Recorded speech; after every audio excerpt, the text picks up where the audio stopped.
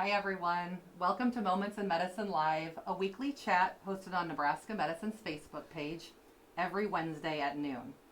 I'm Heidi Woodard, but today I'm also Dwight Schrute from The Office. I'm interviewing Dr. Dwight Jones and Dr. Christie Barnes, and for today we're going to have a little fun on Halloween, so thanks for joining us. As we begin every chat, we want to remind our viewers that the information presented today is to be utilized for informational purposes only. For specific questions regarding your medical condition or treatment plan, please consult with your own doctor directly. Okay, as I mentioned, we have Dr. Dwight Jones and Dr. Christie Barnes. We only have the graphic for Dwight Jones because we're doing Dwight interviewing Dwight, but we do want to express our appreciation for you visiting today as well. Both are ear, nose, and throat specialists at Nebraska Medicine.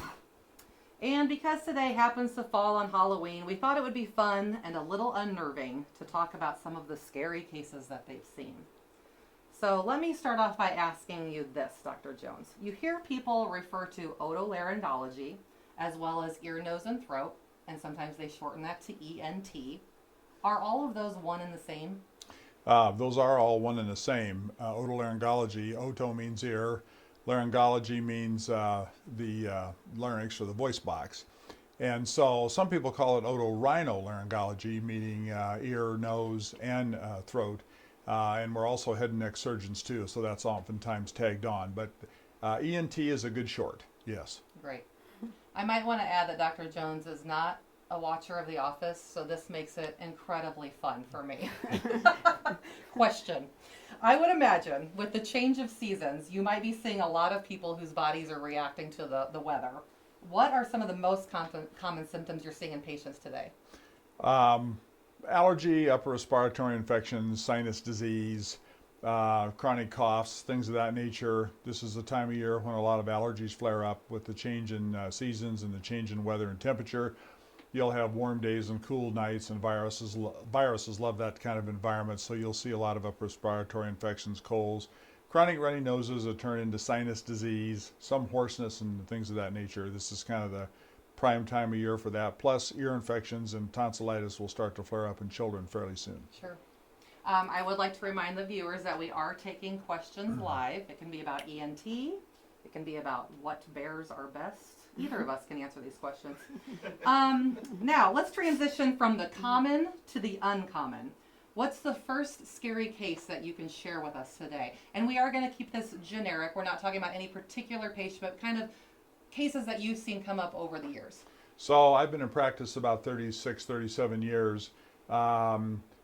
This particular case is one of several that I've seen over the years. It's a case of a young child who had problems with their facial nerve, and their facial nerve wasn't working correctly, and they had drooping of their face. That's called Bell's palsy in the adult population, and it can occur in children too, but it's much less likely in children than the adult population. Bell's palsy is a drooping of the face from the facial nerve not working, probably from a viral infection. It's not common in children, but in these particular kids that I've seen, it's occurred and then gotten better. It should get better and go away, but in these particular cases, it didn't get totally better. Their facial nerve did come back and work partially, but not totally, and so their face continued to droop a little bit. They came to see me with the auspices that their facial nerve probably was not working because they had recurrent ear infections. And sometimes recurrent ear infections will cause your facial nerve not to work properly, especially in young kids. However, these children had a growth in their ear canal that was not an ear infection and turned out actually to be a tumor, and the tumor was impinging or pushing on the facial nerve, causing it not to work properly. Interesting. That is a scary case.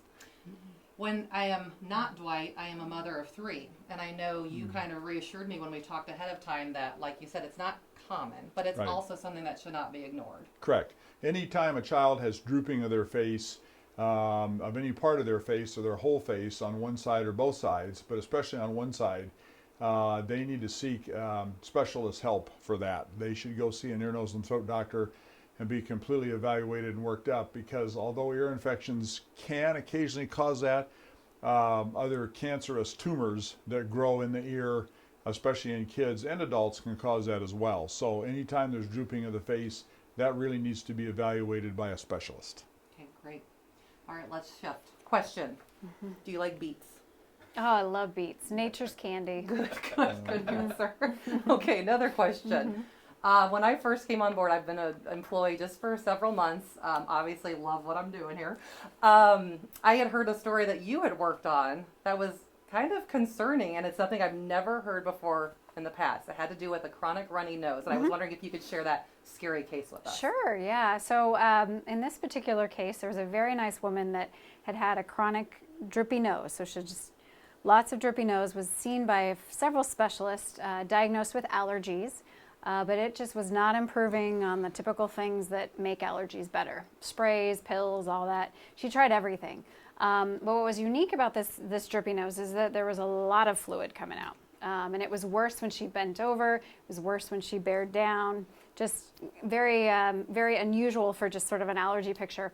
So she ended up in our ENT office, actually was seen by Carla Schneider, my physician assistant. And right when Carla started talking to her, she said, there's something different about this. And we collected some fluid and sent it off, that it was dripping out of her nose, sent it off for special testing, and it turns out it was a... Dramatic pause. Wait Drum till you roll. hear this, guys. Drum roll. What was it? It was a brain fluid leak. Oh! So there was a connection between the fluid space surrounding the brain and the nose, and so it was the fluid itself was leaking into her nose and dripping out her nose. It was a classic salty tasting fluid, and it fit all the criteria of a brain fluid leak. And then we saw her and got that repaired for her. Oh my. All right. Final scary case question. A lot of parents see their children put things in their mouth, things that they should not have in their mouth, that are not edible, but sometimes we just don't get to them in time. Correct. Tell me about a case that you've seen where a child could have put something in his or her mouth that they weren't necessarily supposed to. So just to elaborate a little bit more on Dr. Barnes' case that the public should know, cerebral spinal fluid leaks or brain fluid leaking out through the nose is not that uncommon of a situation. Is it as common as a common cold? No. Does it occur rather frequently? It does. I had a good friend in high school that he and I were out walking down the street, and actually in college, he and I were walking down the street one night, and he fell and hit his forehead on the curb. And shortly after standing up, he says, wow, I got this clear fluid that tastes salty dripping through my nose. And so anyone who has clear fluid coming out their nose that especially tastes salty, they need to go see an ear, nose, and throat doctor, because scuba diving, plane rides, tumors, or just accidental falls can cause spinal fluid leaks.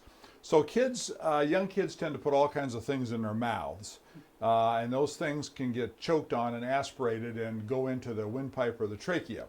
The most common thing we take out is typically peanuts, and so I always encourage parents not to give their kids nuts of any kind, especially peanuts. They are probably the most commonly aspirated foreign body. But I had a very unusual, actually kind of scary case several years ago where a child aspirated or sucked a marble down into their airway. Scary. Very scary, and marble is probably one of the most challenging things to get out of the airway. Actually, there's an easy way to get it out if you know how, but they don't make specific instruments or tools to go down that deep into the airway, deep into the trachea or the windpipe to take out marbles.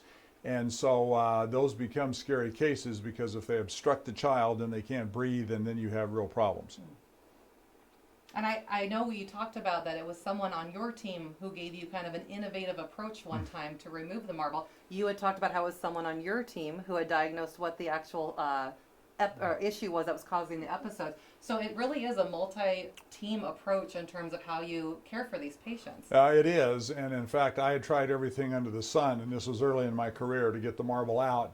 And every time I got it up close to the vocal cords to pull it out of the airway or the windpipe, it would fall back down. And so finally we took some duct tape and strapped the kid's lower legs and feet to the table, operating table, tilted it head down, and the marble fell right out into the child's mouth, so I could easily take it out. Oh, that's But amazing. other than opening up the airway, that's probably the only way you'd get it out. But it fell right out, and it was actually an anesthesiologist who came in and suggested that's how I take it out. Wow. So Amazing. it is a team approach. Well, I will say I want to thank Dr. Jones and Dr. Barnes again. Guys, these are doctors who allowed me to dress up as Dwight Schrute to interview them today. So what patient doesn't want to see fun doctors like this? If you are interested in scheduling an appointment with the Ent Doctor at Nebraska Medicine, you can start off by calling 1-800-922-0000. For more information, you can always visit nebraskamed.com. Again, thank you both for joining us today. Happy Halloween, everyone, Happy and Halloween. let's see each other again next Wednesday.